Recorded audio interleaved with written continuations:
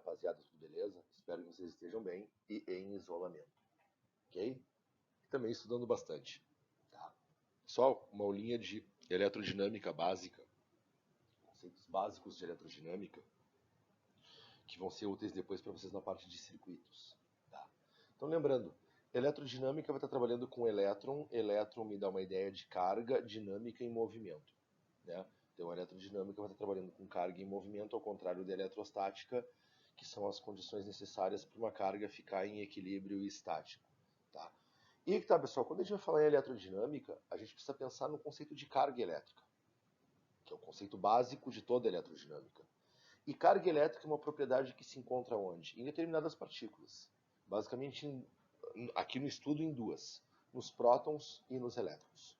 Tá? Então, tu pensando lá no modelo atômico de Bohr, tu tem lá no núcleo os prótons e os nêutrons. Nêutron não tem carga elétrica. E tu tem os elétrons lá girando em volta, lá nas órbitas lá, ok? Nos níveis estacionários de energia, pensando no modelo atômico de Bohr, ok? Tanto no próton quanto no elétron existe essa coisa chamada de carga elétrica. E o que é carga elétrica? É uma propriedade da matéria, pessoal. Tá? Uma propriedade tipo massa. Massa, vocês conseguem entender o que é um corpo com massa? É uma propriedade, né? E graças a essa coisa chamada de massa, existe uma série de fenômenos. Os corpos massivos têm inércia, os corpos massivos colidem, os corpos massivos ocupam volume no espaço, os corpos massivos se atraem de maneira gravitacional. Todos esses casos que eu falei para vocês agora são conceitos associados à massa. Só que tirando a massa, essas partículas, além de terem massa, tem uma outra coisa chamada de carga, ok? E graças a elas terem carga, surge uma série de fenômenos associados à carga. Fenômenos elétricos, fenômenos magnéticos, ok? Então, tanto o próton quanto o elétron têm uma carga. E como essas partículas, a princípio, são inquebráveis, a gente sabe depois que o próton vai ser uma partícula que pode se quebrar em quarks, né? O elétron é um lepton, ainda não é uma partícula quebrável. Mas vamos supor que tanto o próton quanto o elétron são partículas inquebráveis, chamadas de fundamentais, ok? Então cada partícula dessas tem uma carga mínima. A carga do elétron e a carga do próton em módulo é 1,6 vezes 10 na menos 19. E qual é a unidade que a gente utiliza para medir carga? O Coulomb, ok? Então olha só lá, ó. Ó, carga de um elétron, ó. Vamos dar uma olhadinha aqui, ó. Carga de um elétron. Aqui no cantinho, ó. Ok? Essa é a carga de um elétron chamada de carga fundamental, ó. Carga do próton, ó. Carga do elétron. Vocês veem que mesmo essas partículas tendo massas diferentes, elas têm cargas iguais em módulo, ok? O próton ele é muito mais massivo do que o elétron, ele é cerca de 2.000 vezes mais massivo, mas a carga em módulo é igual, né? O que muda é o sinal, ok? E aí que tá, pessoal, como essas partículas são inquebráveis, qualquer quantidade de carga que tu vai ter, sempre vai ter que ser um múltiplo da carga fundamental. Na verdade, isso acontece para qualquer grandeza que é chamada de quantizada. Carga é uma coisa quantizada, existe em pequenas quantidades. E a menor quantidade de carga que eu posso ter é a do elétron. Então, olha só, a carga de um elétron é 1 vezes a carga dele mesmo. Se eu tiver 2 elétrons, vai ser 2 vezes a carga dele. Se tu tiver 10 elétrons, a carga total vai ser 10 vezes a carga dele. Se tu tiver N partículas carregadas como elétrons, qual a carga total? N vezes a carga do elétron.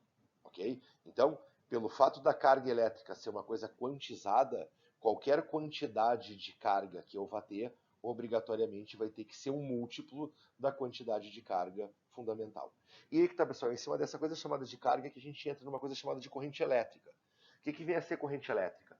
Se tu pegar, por exemplo, aqui no nosso caso, a gente vai estar trabalhando muito mais com fio, com metais, mas pode acontecer também em soluções, tá? Mas olha só, vamos supor que vocês peguem um fio. A gente sabe que no fio existe uma coisa chamada de elétron livre, que são elétrons que podem ter uma determinada mobilidade. Então elas fazem parte do mar de elétrons. Vamos supor então que eu tenho um fio metálico, e nesse fio metálico eu tenho vários elétrons livres. Esses elétrons têm carga, ok? Se eu conseguir fazer com que esses elétrons se movam de maneira organizada nesse fio, todos para o mesmo lado, ou melhor, a maioria para o mesmo lado, pode ter uns perdidos, ok? Mas vamos supor que eu gere um movimento de deriva desses elétrons para um determinado lado. Tu acabou de criar uma coisa chamada de corrente elétrica. Então, corrente elétrica nada mais é do que o movimento de elétrons, né, dentro de um fio condutor. esse movimento mais ou menos ordenado de elétrons. Ok? Agora, pessoal,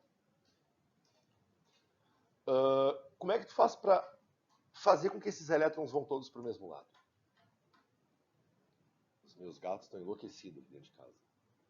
Como é que tu faz? Como é que tu convence esses elétrons a irem todos para o mesmo lado? Eu preciso aplicar uma coisa chamada de DDP, que é o que a minha bateria me dá, ó. A bateria tem um lado positivo, um lado negativo. O lado positivo vai puxar os elétrons para ele, o lado negativo vai empurrar os elétrons. Através de uma coisa chamada de lei de Dufay, né? Lembrando da lei de Dufay, né, que é chamada lei dos opostos se atraem. Então, olha só. Eu tenho o meu fio com um movimento de elétrons aleatório. Eu aplico uma DDP, e depois a gente vai definir o que é DDP. Eu aplico uma DDP na minha bateria, no meu fio, e essa DDP impulsiona os elétrons. Então é ela que dá energia para os elétrons organizarem esse movimento. Então, basicamente, pessoal, para tu ter um movimento ordenado de elétrons, precisa ter duas coisas. Primeiro, o fio, que é onde estão os elétrons. Segundo, a minha bateria, que me impulsiona esses elétrons. A minha bateria é o meu fornecedor. E aí é que tá, pessoal. Se eu quiser calcular a corrente elétrica, a gente pode calcular a corrente elétrica por aqui, ó. Deixa eu escrever aqui para vocês. A corrente elétrica, que é a letra I, vai ser igual à quantidade de carga total que cruza pelo fio, dividido pelo intervalo de tempo que demora para essa carga cruzar pelo fio. Ok? Então é assim que eu calculo essa coisa chamada de corrente elétrica. Tá? É que a minha imagem aqui ficou em cima da equaçãozinha, tá, pessoal? Mas olha só. Se eu tenho elétrons cruzando pelo fio, e cada elétron tem uma carga que é isso aqui, eu tenho então uma carga total cruzando pelo fio, que vai ser o número de elétrons vezes a carga dos elétrons. Por exemplo, se eu tiver 1000 elétrons cruzando pelo fio, eu vou ter 1000 vezes a carga de cada elétron. Se eu tiver 1 milhão de elétrons cruzando pelo fio, eu vou ter 1 milhão vezes a carga de cada elétron, ok? Então eu tenho uma carga total cruzando pelo fio. Só que para esses elétrons cruzarem pelo fio, eles não cruzam de maneira instantânea. Vocês não acham que esses elétrons se movem pelo fio numa velocidade da luz, ou de maneira instantânea, ou próximo da velocidade da luz? Esses elétrons eles demoram um tempo para passar por uma determinada área de secção transversal do fio, ok? Então olha só, se eu pegar a quantidade de carga que passou pelo fio, ok? E dividir pelo intervalo de tempo que demorou para essa carga passar pelo fio, eu calculo então essa coisa chamada de corrente elétrica. O que eu vou ter de unidades para corrente elétrica? Carga medido em Coulomb, tempo medido em segundo. Coulomb por segundo me dá ampere. Ampere, ok? Então eu tenho ampere como unidade de corrente. O que seria uma corrente de 1 ampere? Significa que no meu fio, se eu tiver uma corrente de 1 ampere, que a cada 1 segundo, eu tenho 1 coulomb de carga passando por uma área de secção transversal desse fio. O quanto é 1 coulomb de carga? 1 coulomb de carga não é um elétron, lembra? Ó? Um elétron tem 1,6 vezes 10 a menos 19. É muito menos do que 1 coulomb que um elétron tem. Basicamente, para tu ter 1 coulomb de carga, tu tem que ter 6 vezes 10 na 18 elétrons. Tu tem que ter muito elétron para ter 1 coulomb. Então, olha só. Se eu te digo que tu tem uma corrente de 1 ampere, isso significa dizer que a cada 1 segundo passam 6 vezes 10 na 18 elétrons por uma secção do teu fio. Só para te ter uma ideia, tá? 6 vezes 10 na 18 elétrons, pessoal. Se cada pessoa do planeta fosse um elétron, tu não teria 6 vezes 10 na 18 elétrons. Então, quando tu fala em 1 coulomb de carga, tu tem que pensar em um exército de elétrons.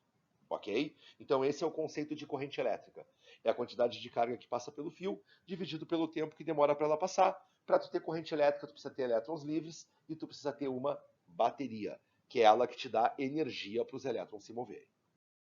Agora, pessoal, uma propriedade gráfica importante, se tu tiver um gráfico de corrente por tempo, a área abaixo desse gráfico te dá a quantidade de carga total que passou pelo condutor, ok? Então imagina, eu tenho um gráfico de corrente por tempo, esse gráfico vai ter uma área embaixo, essa área me dá a quantidade de carga que passou por uma área de secção do fio. E lembrando, pessoal, existem dois tipos de corrente, né? Existe a chamada corrente contínua e existe a chamada corrente alternada. O que é corrente contínua? A corrente contínua ela está sempre para o mesmo lado no fio.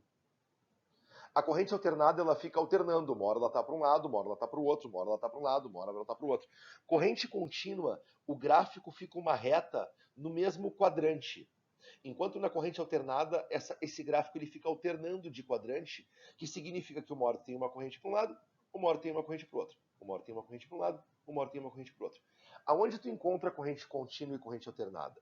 Contínua, pilhas e baterias. As pilhas e baterias não invertem os polos. Então tu sempre tem uma corrente para o mesmo lado. Aonde tu encontra alternada? Tomada, a tomada é alternada. Transformadores só funcionam com corrente alternada. Alternadores, que é uma peça importante do carro, que faz recarregar a bateria do carro através do movimento das rodas e do próprio carro. Tá? Transformadores e usinas. Usinas geram energia alternada. A gente vai entender isso lá depois na lei de Faraday-Lenz. Ok? Agora, pessoal, vamos dar uma olhadinha na bateria. Estávamos falando da corrente, né? Só que para gerar a corrente a gente precisa da bateria. Como eu falei para vocês, a bateria é o meu fornecedor de energia para os elétrons. Os elétrons não vão entrar em movimento ordenado sem motivo nenhum. Então quem faz isso é a minha bateria, que me gera uma DDP, uma chamada diferença de potencial. Lembrando, pessoal, que diferença é um potencial menos o outro. Né? Lembra da matemática, uma diferença é tu pegar uma coisa e subtrair da outra. Então olha só, eu peguei exemplos de baterias aqui, tá, pessoal? Aquelas baterias chatinhas, né, de lâmpadas de LED, bateria de carro, essas baterias aqui, pilha, né, de controle remoto, tranquilo? E essa representação de pilha, pessoal, ela vai estar através dessas duas barrinhas, ok? Duas barrinhas paralelas, uma maior do que a outra, tranquilo? Quando tu fala em DDP, tu já pensa na diferença de potencial entre um lado e outro, que eu vou chamar aqui de U, ok? Então eu vou pegar esse potencial da pilha, subtrair um do outro e vou encontrar lá a DDP, que é o meu U, tranquilo? A gente sabe que essa DDP, que é medida em volt, se dá através de uma reação química. Isso no caso das pilhas, numa reação de oxirredução, ok? E se vocês forem ver lá, vocês vão ter as tabelas de oxirredução para cada material, que essa diferença é que vai te dar o U, que é a diferença de potencial que a pilha te dá. Quando vocês pegam uma pilha normal, assim, uma AA, tipo essa aqui de baixo, te dá 1,5 volt. Quando pega uma pilha de carro, te dá 12 volts. Essas baterias te dão 9 volts, ok? O que é esse 9 volts? Quer dizer que se eu pegar o potencial de um lado e subtrair do outro, a diferença vai ser 9. Então eu posso pensar sempre que eu tenho 9 volts de um lado e 0 do outro. Fazer o mesmo raciocínio para a bateria de carro. Eu tenho uma bateria que me dá uma diferença de 12 volts. Então eu posso pensar que eu tenho 12 volts do lado e 0 volt do outro. Mas agora, pessoal, o que é 12 volts? O que é volt? E olha que volt é uma unidade que a gente encontra no nosso cotidiano. Pessoal, volt é joule por coulomb. Quando eu falo que a minha bateria me dá 1 volt, isso que ela está dizendo que ela está me dando 1 joule a cada 1 coulomb de carga que cruzar por ela. Então agora vamos fazer uma recapitulação de tudo. O que é um coulomb? É aquele mundaréu de elétrons, lembra? É 6 vezes 10 na 18 elétrons. O que uma bateria que me dá 1 volt faz? Ela pega 6 vezes 10 na 18 elétrons e dá 1 joule para esses elétrons. Dá energia para os elétrons. Tanto que para os elétrons gerarem a corrente, eles precisam de energia. Então é essa energia que a bateria está te dando. Então a tua bateria é o teu grande fornecedor. Quando tu vai na tomada da tua casa e te dá 127 volts, o que significa isso? Que a cada 1 coulomb de carga que passar por ali, cada 1 coulomb, cada 6 vezes 10 na 18 elétrons, está levando junto com ele 127 joules. Esses elétrons estão levando energia junto com eles. Ok? Então essa é a função da bateria. Um grande fornecedor de energia para os teus elétrons. Para esses elétrons conseguirem se mover de maneira ordenada dentro de um fio. Tranquilo? Agora, pessoal, essa energia dada pela tomada para um fio e os elétrons começam a se mover, o que vai acontecer com ela? Bom, uma das coisas que pode acontecer é tu dissipar ela num resistor. Ok? Se tu tem coisas na tua casa que tu liga na tomada para esquentar, tipo uma estufa, tipo um rabo quente, uma chapinha, um secador de cabelo, uma torradeira, um forno elétrico, um chuveiro, uma lâmpada de tungstênio, Essas coisas todas que tu liga na tomada para esquentar, elas funcionam através de resistores. Resistores são dispositivos que pegam a energia da corrente e liberam essa energia na forma de calor por meio externo. O nome disso é efeito Joule. Quando a gente pega um determinado material, passa a corrente por ele e ele esquenta, isso é conhecido como efeito Joule. E é isso que acontece nos chamados resistores. Então, olha só. Eu tenho uma bateria que dá energia para os elétrons. Os elétrons pegam essa energia e geram uma corrente, se movimentam de maneira ordenada. Essa corrente, quando passa por um resistor, perde energia no resistor. O resistor pega essa energia e libera essa energia na forma de calor. Então, basicamente, essa é a função do circuito. Os teus elétrons são transportadores de energia, a tua bateria ou a tua tomada é um fornecedor de energia e o teu resistor é um dissipador de energia. Eu coloquei aqui uns exemplos de resistores, pessoal. Ó. Exemplos de rabo quente, aqui um ferro de passar. Aqui eu tenho uma resistência de chuveiro, aqui eu tenho outra resistência de chuveiro. Aqui uma lâmpada de tungstênio, aqui eu tenho resistência de circuitos integrados. Ok? E daí a gente quer um circuito simples. O que vem a ser um circuito simples, pessoal? O circuito simples, como o próprio nome diz, ele é simples. Tu vai ter uma bateria ligada por um fio metálico num resistor. Qual a função da bateria? Da energia. Os elétrons vêm, transportam essa energia até o resistor, onde o resistor tira a energia dos elétrons.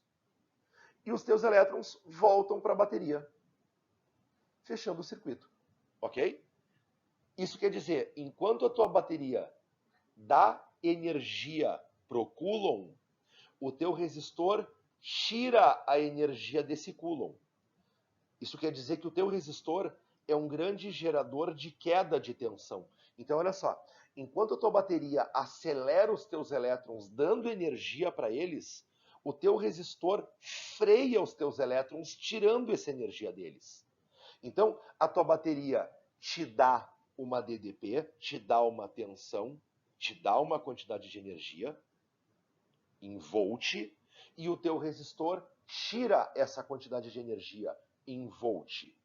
Então, tua bateria te dá uma queda de tensão, teu resistor te gera uma queda de tensão. E a gente tem um circuito simples, pessoal. Lembrando que a energia dada pela bateria não pode voltar para a bateria. Essa queda de tensão vai ter que ser a queda de tensão em cima do resistor.